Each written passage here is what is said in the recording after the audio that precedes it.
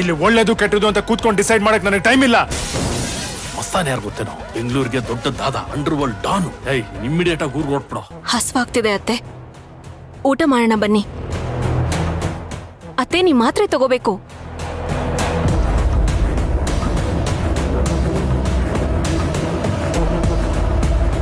ಬಾವಾ ಬಾವಾ ಊಟಕ್ಕೆ ಬನ್ನಿ ಬಾವಾ.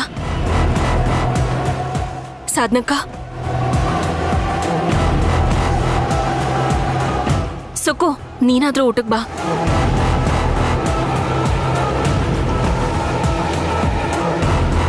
ರತ್ನಮ್ಮ ಹಸ್ವಾಗ್ತಿದೆ ತುಂಬಾ, ಊಟ ಬಡಿಸ್ತೀರಾ?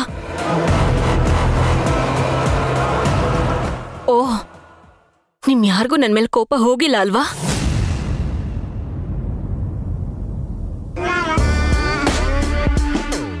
ನೋಡಿ, ಏನೇ ಆದ್ರೂ ಯಾರ ಮೇಲೆ ಎಷ್ಟೇ ಕೋಪ ಸಂಕಟ ಇದ್ರು ಊಟ ಮಾತ್ರ ಬಿಡಬಾರ್ದಂತೆ. ಅನ್ನನ ಕಾಯಿಸೋದು ಮಹಾ ಅಪರಾಧ ಅಂತ ಹೇಳಿದ್ದಾರೆ. ಅಲ್ಲ, ನಾನು ಏನ್ ತಪ್ಪು ಮಾಡ್ದೆ ಅಂತ? ಊಟಕ್ಕೆ ಕರಿತಾ ಇದ್ದೀನಿ ತಾನೆ.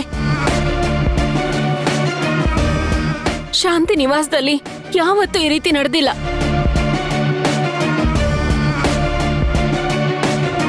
ಯಾರಾದ್ರೂ ಬಂದು ಊಟ ಬಡಿಸ್ಬೇಕು ತಾನೆ. ಬೆಳಿಗ್ಗೆಯಿಂದ ಕೆಲಸ ಮಾಡಿ ಬಂದಿದ್ದೀನಿ. ಬಂದಾಗ ಕಾಫಿ ಕುಡಿತೀಯ, ಟೀ ಕುಡಿತೀಯ ಅಂತ ಒಂದ್ ಮಾತು ಕೇಳಿಲ್ಲ. ನನ್ ಮೇಲೆ ಪ್ರೀತಿನೇ ಇಲ್ಲ. ಮಾಡೋದೆಲ್ಲ ಮಾಡಿ ಮನೆ ಹಾಳು ಮಾಡಿ ಹೊಟ್ಟೆ ಬಿರಿಯೋ ಹಾಗೆ ತಿಂತಾರದ್ ನೋಡು. ಇವಳ್ದು ಒಂದು ಜನ್ಮನ. ನಾನೀ ಮನೆಗ್ ಬಂದೇ ತಪ್ಪು ಮಾಡಿದ್ನ? ನಾನೇನಂತ ತಪ್ಪು ಮಾಡ್ದೆ? ನೀವ್ ತಾನೇ ಅತ್ತೆ ನನ್ನ ಮನೆಗ್ ಬಂದ ಕಟ್ಟಿದ್ದು.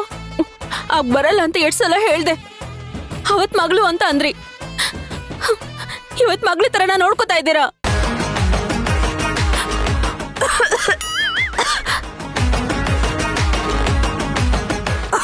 ಯಾರಾದ್ರೂ ಸ್ವಲ್ಪ ನೀರ್ ಕೊಡ್ತೀರಾ? 4 ಜನ ಇದ್ದೀರಾ. ನೆತ್ತಿಗತ್ತು ನಾಟಕ. ನೀರು ಕೂತ್ಕೊಳೆ. ಓ, ನೀರು ಕೊಡಲ್ವಾ? ಬಿಡಿ, ನಾನೇ ತಗೋತೀನಿ. ಕೈ ಕಾಲ್ ಗಟ್ಟಿ ಆಗಿದೆ.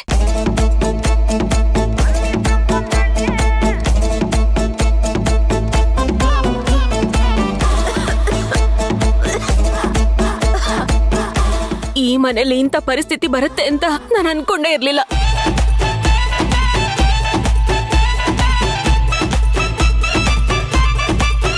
ನಾಟಕ ಮಾಡೋದನ್ನ, ಮಾತಾಡೋದನ್ನ, ಇನ್ನೊಬ್ರು ಮನ್ಸನ್ನ ಎಳ್ಕೊಳ್ಳೋದನ್ನ ನಿನ್ನತ್ರ ಕಲ್ತ್ಕೋಬೇಕು. ಹೆಸರಿಟ್ಟವ್ರಲ್ಲ ನಿಮ್ಮಪ್ಪ ಅಮ್ಮ, ಅವರು ಕೊಡ್ಬೇಕು ಗಿಫ್ಟು. ಗಲ್ ಶಿಕ್ಷೆ ಆಗಿರೋ ಕೈದಿಕ್ ಕೂಡ ಕೊನೆ ಆಸೆ ಏನು ಅಂತ ಕೇಳ್ತಾರೆ. ನಾನೇನಂತ ತಪ್ಪು ಮಾಡ್ದೆ? ಯಾವನೋ ಬಂದು ಫೋಟೋ ಕಳಿಸ್ದ, ಮೇಲ್ ಮಾಡ್ದ, ಸೀರೆ ಕಳಿಸ್ದ, ಅದ್ರಲ್ಲೊಂದು ಲೆಟ್ರ್ ಬರ್ದಿದ್ದ. ಅವನ್ ಯಾವನ್ನೋ ನಂಬ್ತೀರಾ?